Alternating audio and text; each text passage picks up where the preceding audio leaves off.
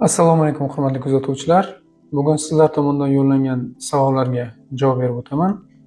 Kuzatuvchimiz tomonidan yo'llangan savol: varikoz kasalligini lazer bilan davolashdan keyin ushbu kasallikning qaytarilishi va ushbu kasallik qaytalanganda nimalarga e'tibor berish lozimligi to'g'risida bizga savol berishgan.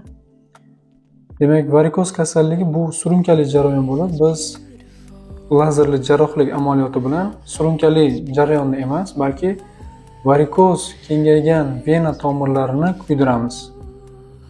Ushbu kasallikning jarrohlik amaliyotidan keyin qaytalanish ko'rsatkichlari 3% dan 5% gacha o'z ichiga oladi.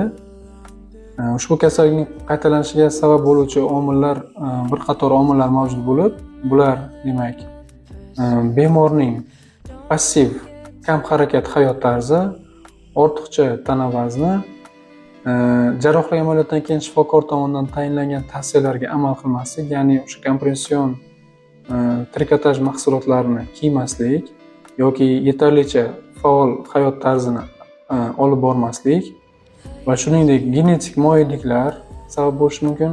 Undan tashqari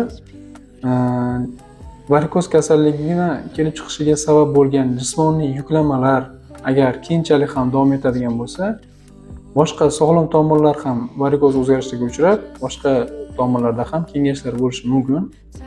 Ushbu holatda demak kasallikning dastlabki belgilari paydo bo'lishni boshlagach, ya'ni oyoqlarda shish, og'irlik, tungi paytga borib kun davomida demak oyoqlarning shishib qolishi kabi belgilar namoyon bo'la boshlaganda zudlik bilan kechiktirmasdan shifokor flebologga uchrashish tavsiya qilinadi.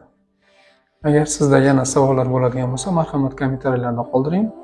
Biz ularga javob berishga harakat qilamiz.